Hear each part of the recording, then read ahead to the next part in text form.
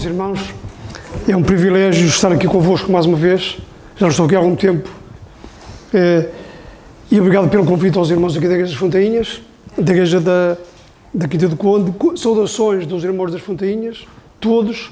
Já disse há pouco, do Zé António, em particular, do Duarte, do Vítor, que chama a Margem Norte, como conhecem. E a todos, então, eles também mandam saudações para toda a Igreja, sem exceção. E queremos agradecer pelo vosso amor também, pelo vosso carinho que têm manifestado comigo, porque isto é algo muito importante. Isto é algo que não se explica, mas sente-se. O amor que existe entre nós é algo extraordinário. E eu sinto isso. Por isso sinto-me em casa aqui convosco. Então, irmãos, queria convidar-vos a abrir a palavra de Deus no livro do Apocalipse, capítulo 3. Apocalipse, capítulo 3, e vamos ler aqui alguns versículos para fazermos algumas considerações, que o Senhor nos guie e nos abençoe também através da sua palavra. Então, Apocalipse, capítulo 3, vamos ler a partir do versículo 14. É um texto que nós conhecemos praticamente todos, alguns que até de cor. Então, Apocalipse 3, e versículos 14, e vamos ler até ao versículo 22. Nós lemos assim: E ao anjo da igreja que está em Laodiceia escreve: Isto diz o Amém, a testemunha fiel e verdadeira, o princípio da criação de Deus.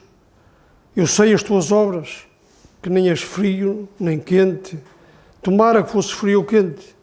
Assim, porque és morno e não és frio nem quente, vomitar-te-ei da minha boca. Como dizes, rico sou, estou enriquecido e de nada tenho falta. E não sabes que és um desgraçado, miserável e pobre, cego e nu.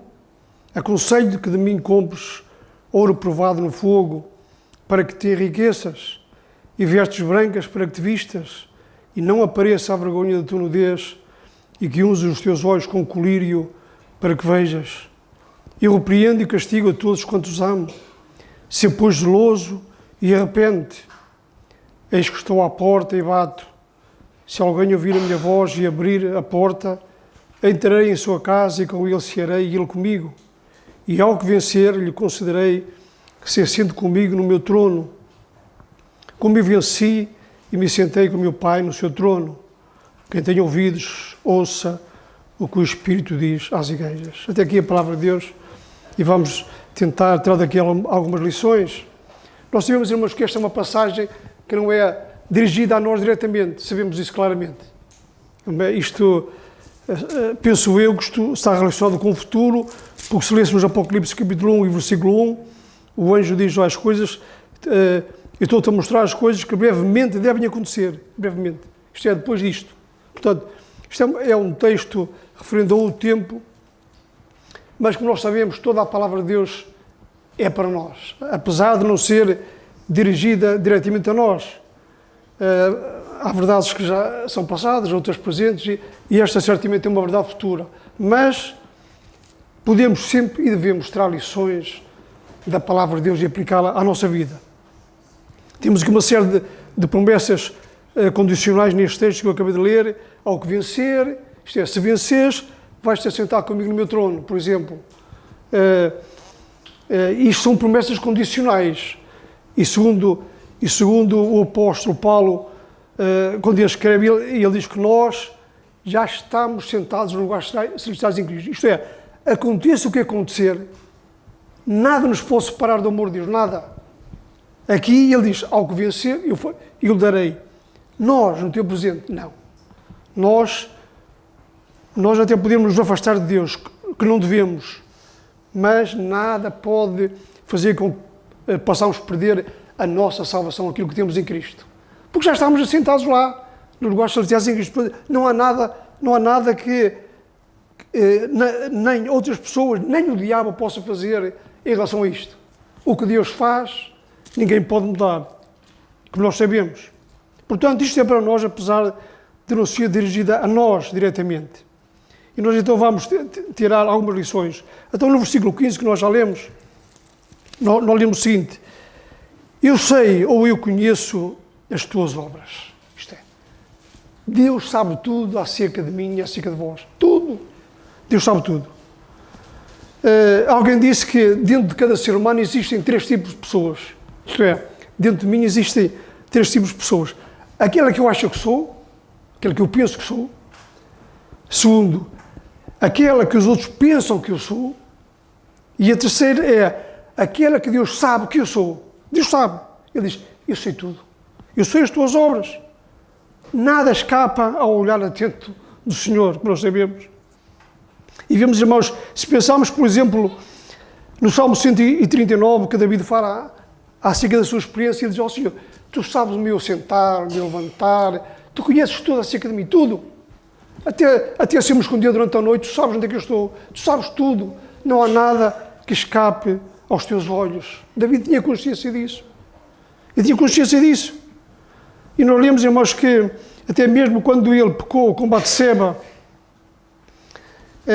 e depois ele tentou esconder, contou aquela história, tentou esconder o seu pecado, e mais tarde, mandando matar Urias, pensava tudo esquecido. Não estava nada esquecido.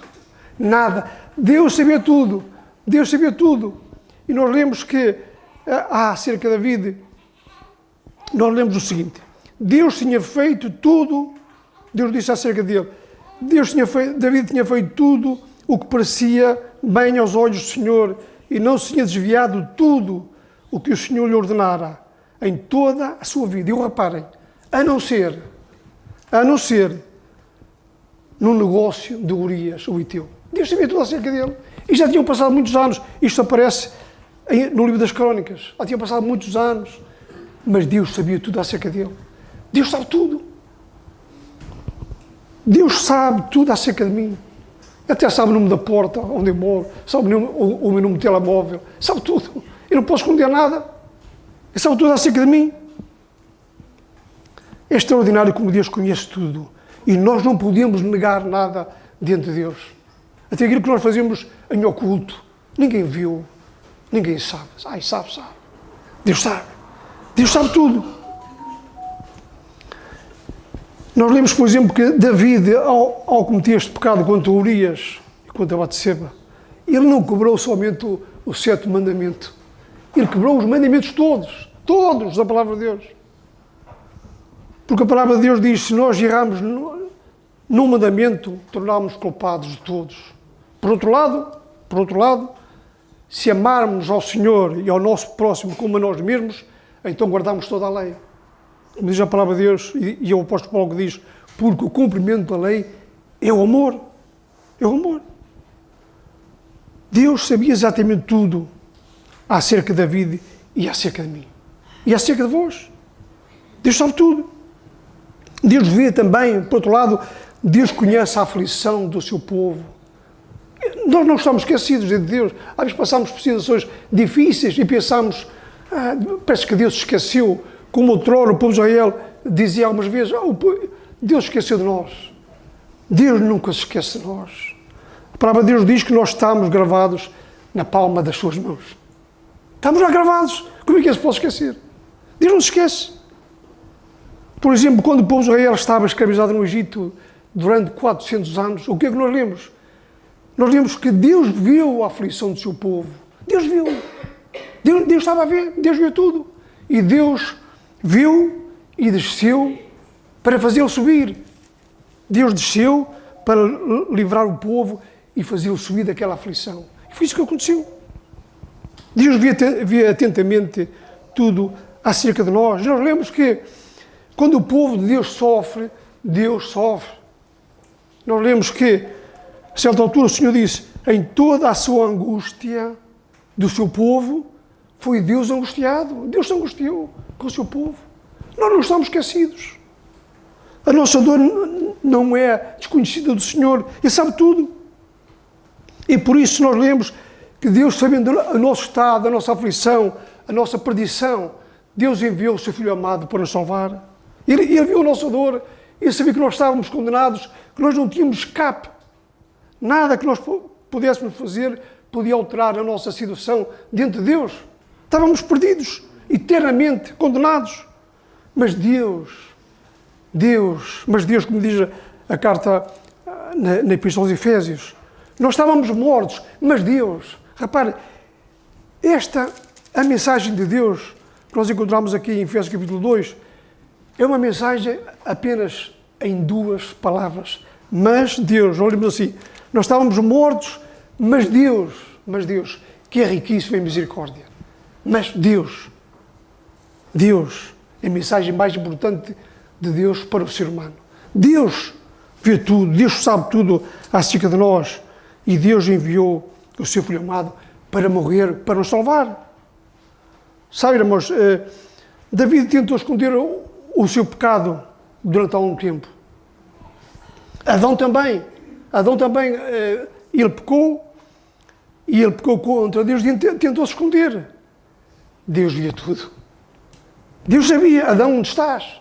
Disse o Senhor, onde estás, Adão? Não é que Deus não soubesse onde é que ele estava. Qual é a tua situação agora, Adão? Como é que tu estás? Agora. E vimos que Deus, apesar da situação deles, Deus veio ter com Adão e Deus vestiu Adão e Eva, cobriu-os. Deus, é sempre Deus. A situação é difícil, mas Deus apareceu. Nós estávamos condenados eternamente, estamos condenados ao inferno, mas Deus enviou Jesus Cristo para que nós pudéssemos ser salvos. Esta é a mensagem do Evangelho, da graça de Deus. Deus sabe tudo acerca de nós, mas Deus não fica parado. Deus age, Deus agiu sempre. Nós vemos, irmãos, agora voltando a esta igreja da Laodiceia, que Deus conhecia esta igreja também. Deus sabia tudo, diz, eu conheço as tuas obras. Diz, Senhor, eu sei tudo acerca de ti. Podemos dizer que Deus conhecia por dentro e por fora. Deus conhecia tudo. Eu conheço as tuas obras. Dizia o Senhor a esta igreja, e lemos que os olhos do Senhor estão em todo lugar, contemplando. Deus está em todo lugar. Nós vimos, irmãos, que em relação a esta igreja, podemos dizer que o povo olhava para esta igreja da Laodiceia, que os nossos pensamentos vão se basear mesmo na igreja da Laodiceia.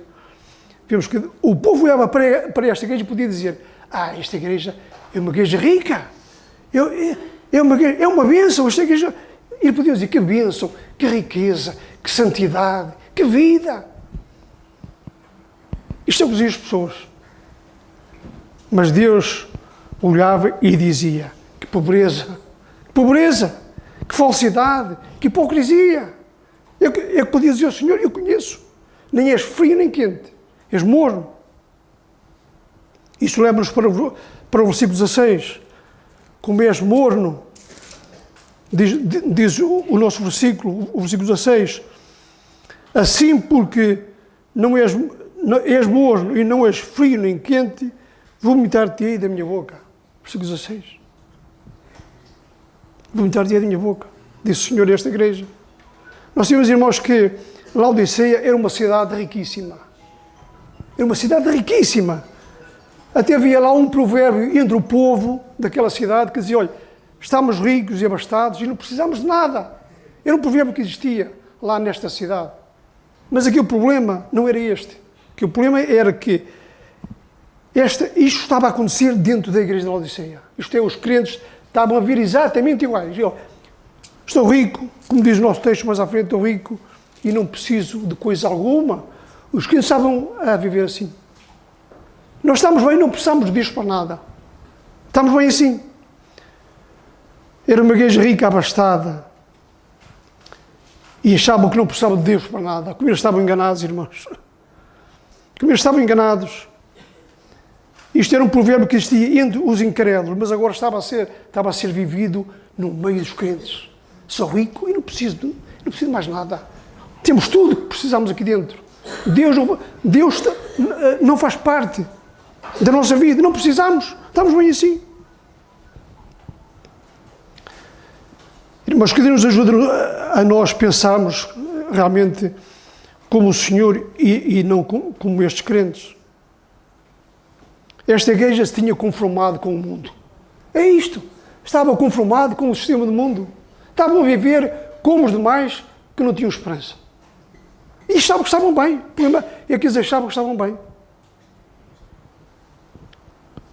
Vimos então, irmãos, que Laodiceia era rica, mas era pobre. Porque esta água, esta igreja não tinha água própria para beber. Esta igreja não tinha. Ou melhor, nesta cidade. E nós vimos que esta cidade de Laodiceia estava rodeada por duas cidades, que era Colossos e Herápolis. E a água vinha daquelas duas cidades para Laodiceia. Quando a água chegava lá, vinha por aquedutos, ela já achava lá morna. Água morna, você acha que a água morna é boa? A água morna dá vômitos. Olha, pensem quando estiverem doentes, mal dispostos, como eu já me aconteceu várias vezes, e beber água morna, vomitamos logo. Água morna não serve. Era necessário água fria. O Senhor diz, olha, nem és frio nem quente. É melhor, antes fosse quente ou frio, mas és morno. Morno não serve para nada. O Senhor disse, comer morno, eu vou vomitar da minha boca. Não serve, o morno não serve para nada. Vimos que a água chegava a esta cidade já morna. Não serve para nada, a água morna. Sabe que podemos dizer que o morno é como um morto. É como um morto. E são palavras minhas. Deixa-se levar facilmente por todo o vento doutrino, por opiniões, etc. É levado com muita facilidade. Não tem vontade própria. Podemos dizer que ele está, segundo diz a palavra de Deus, no livro de Reis, de Oseias, e ele está dividido. É uma pessoa dividida. É uma pessoa que está entre dois pensamentos. Não está seguro, não está firme. Podemos dizer, não serve para nada. Está cru, não serve para nada. É quase como diz também em Oseias, que fala lá acerca de um bolo que não foi virado. Já pensaram cozinhar um bolo, por exemplo, e não virar? Eu lembro que a minha mãe, não é aqueles bolos que fazemos agora lá, doces, mas a minha mãe fazia lá uns bolos no forno, os fornos, no forno punha o bolo lá dentro, aquele bolo tinha que ser virado. Só cozinha de um lado e do outro lado estava cru. Não servia para nada. Servia para botar fora. E há aqueles que escrevem assim, são como um bolo cru, que não serve para nada. E o apóstolo Paulo, quando ele escreve aos Efésios, ele diz, olha, eu digo isto e testifico no Senhor, para que não andeis mais, como andam também os outros gentios, na vaidade do seu sentido, entenebrecidos no entendimento, separados da vida de Deus, pela ignorância que há neles. E depois o apóstolo Pedro, mais à frente, ele diz, durante o tempo que vos resta, ele diz, não vivais mais, segundo as concupiscências dos homens, mas segundo a vontade de Deus. E depois ele diz, porque já é bastante que no tempo passado, este acho que nós crentes, já é bastante que no tempo passado fizéssemos a vontade da carne, dos pensamentos. Isso era outra hora. Agora não. Agora não é para viver assim. Deus não merece. Agora nós somos filhos de Deus. E não podemos viver dessa maneira. Não podemos dizer desonra ao nome de Deus. Este crente morno, podemos dizer que o nosso texto, podemos dizer que é alguém que vive afastado da palavra de Deus. O crente morno está afastado. Não quer saber da Bíblia para nada.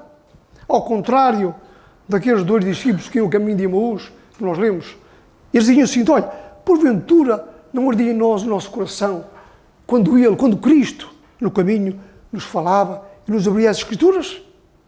Isto é, a palavra de Deus aquece, torna o crente quente, aquece. Aquilo que vive afastado da palavra de Deus é um crente morno. Está afastado da presença de Deus. Podíamos dizer que a mornidão mostra a baixa temperatura da nossa vida espiritual. Está muito baixa. E o Senhor, podemos dizer que o Senhor dá valor à água fria. Nunca lemos que Ele dá valor à água morna. Olha o que Ele diz, olha o que nós lemos em Mateus capítulo 10. Aquilo que em meu nome der um copo, nem que seja de água fria, não ficará sem recompensa. Água fria não é água morna. Água fria. Deus dá valor. O Senhor dá valor à água fria.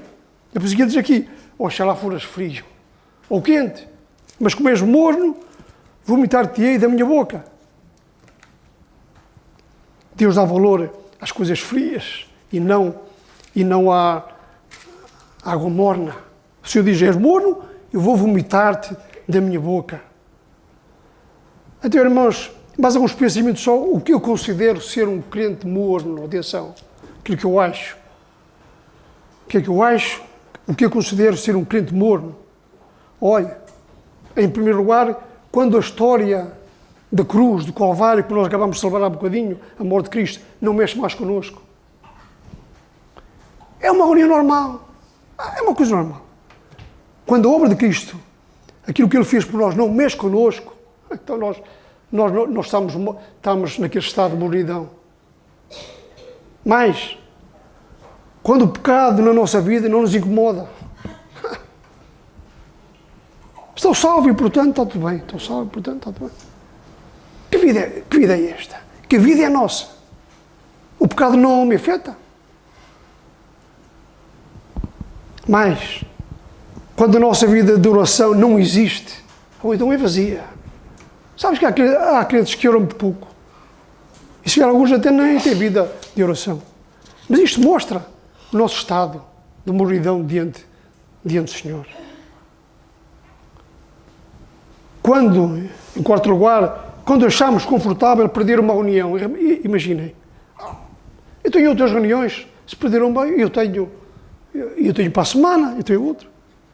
Não, esta reunião de 31 de maio, que é hoje, até de minha nota, 2026, não vai existir mais. Ou acham que vai?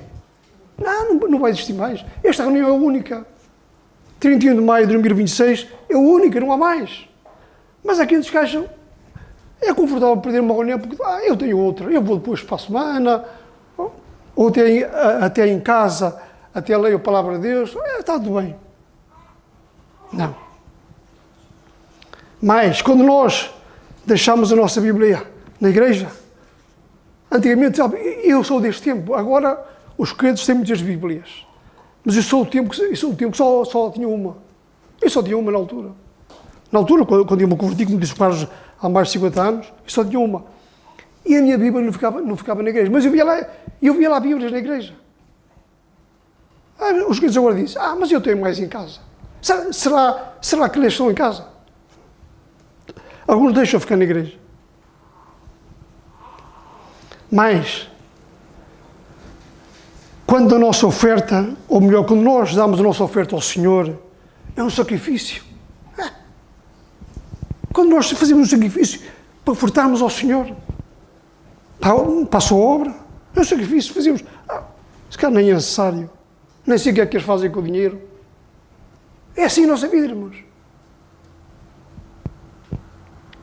Quando adoraram ao Senhor, e estão-me a referir à ceia do Senhor, porque nós podemos e devemos adorar ao Senhor durante todos os dias, durante toda a semana, mas estão-me a referir agora, mais especificamente, à ceia do Senhor. Quando alguns fazem também um esforço especial para virem à ceia do Senhor. Fazem um esforço.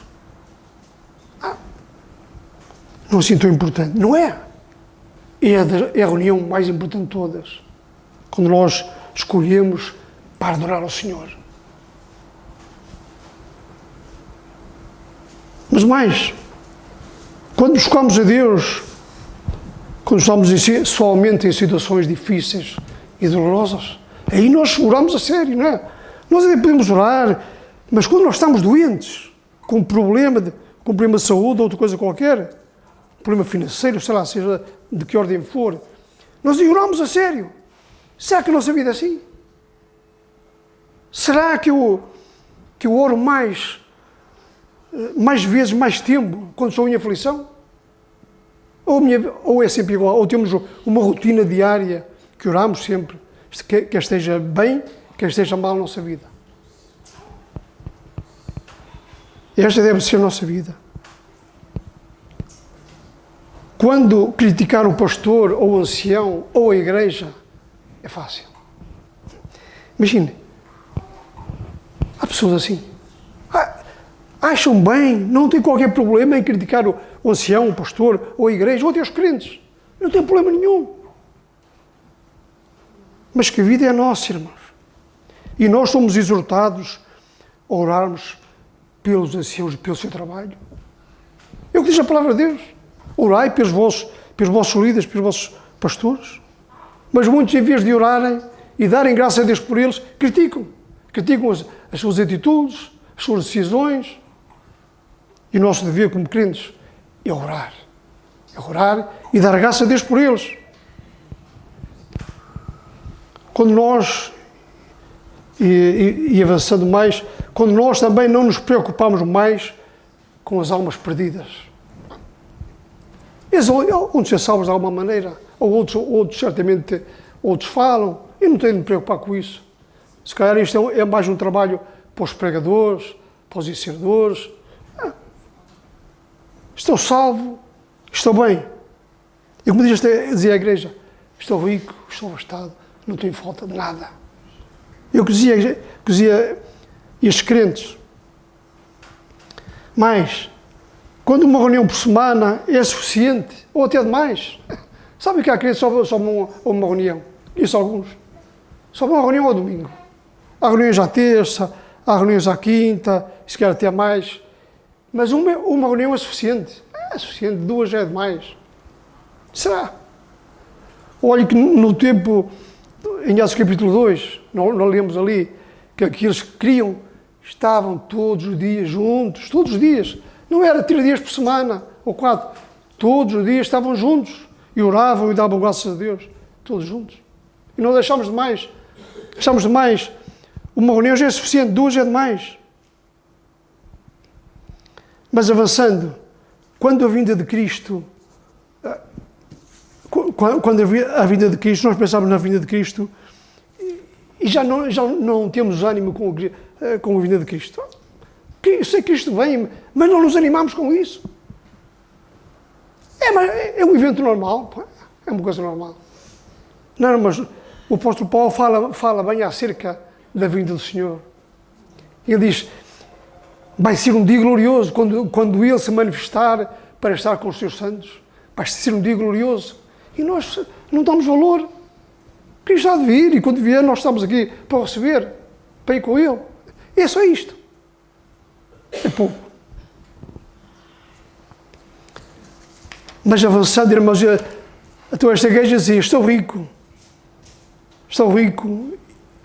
e de nada tenho falta.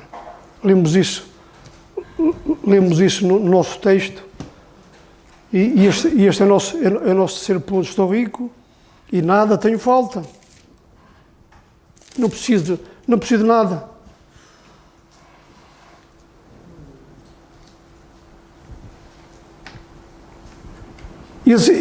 Esta igreja se achava rica, riquíssima, como já referi. Mas deixem-me dizer-vos, irmãos, que ninguém é rico sem Deus na sua vida. Sem Deus não há riqueza. Não há.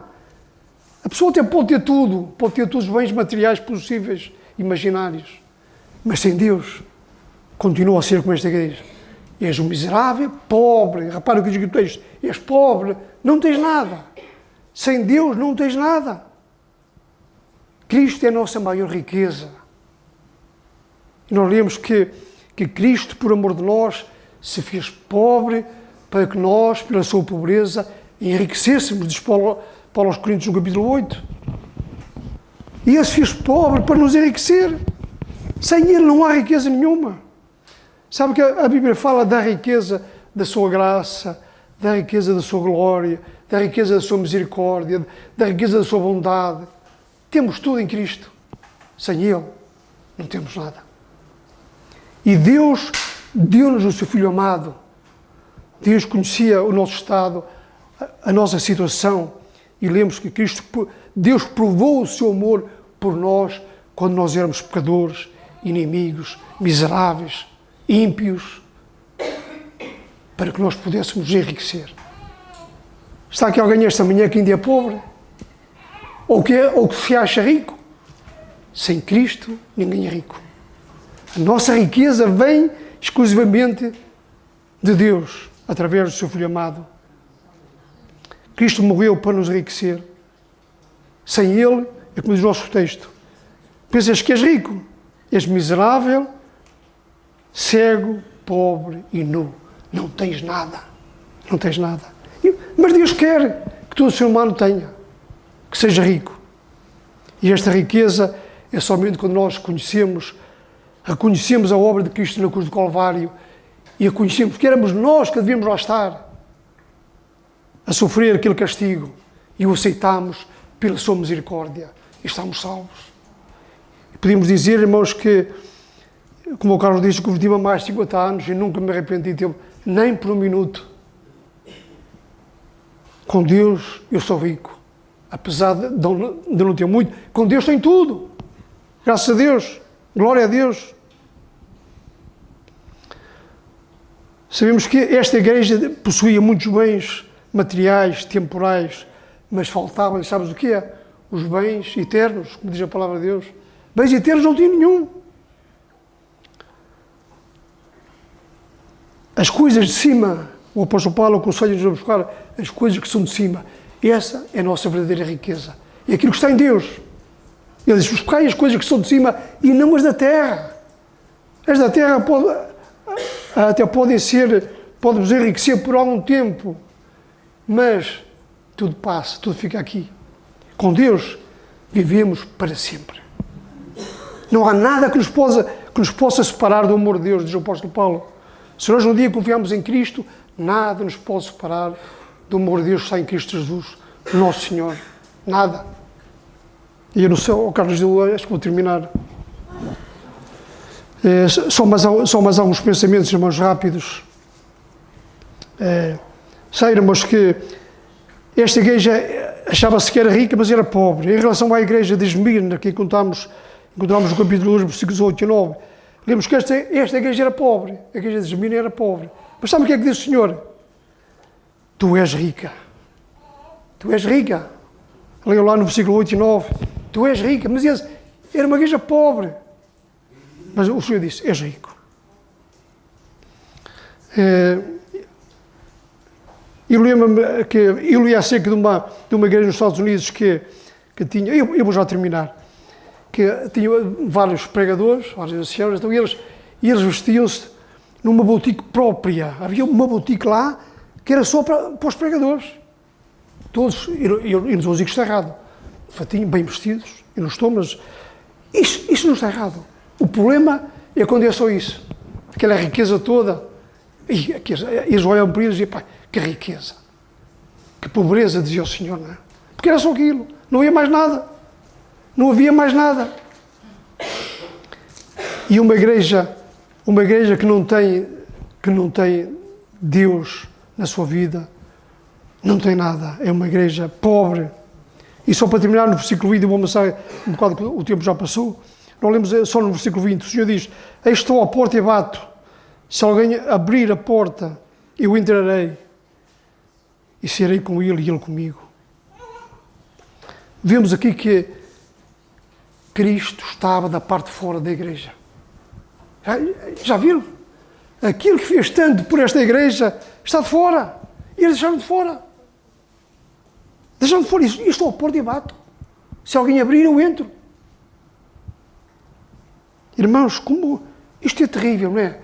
Que sofrimento esta igreja estava a causar ao Senhor. Pô, da parte de fora. Estás de fora. Não precisamos. Estamos ricos. Não precisamos ir para nada.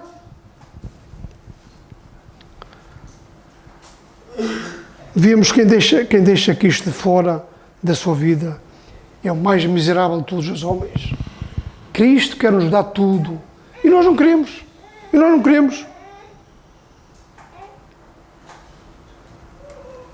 Como é que Cristo está na minha vida? Está fora. Porque isto também isto é uma chamada individual. Não é só para a igreja. Isto é uma chamada individual a todos nós. Como é que Cristo está na minha vida? Eu estou deixado fora. Fora na minha vida, nas minhas decisões, em tudo aquilo que eu faço. Eu estou fora. Ou está dentro.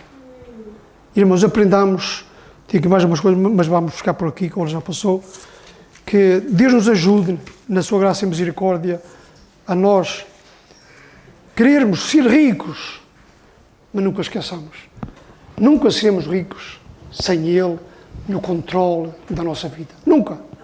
Por outro lado, da parte de fora, seremos os mais miseráveis de todos os homens, como dizia o apóstolo Paulo. Que Deus nos abençoe.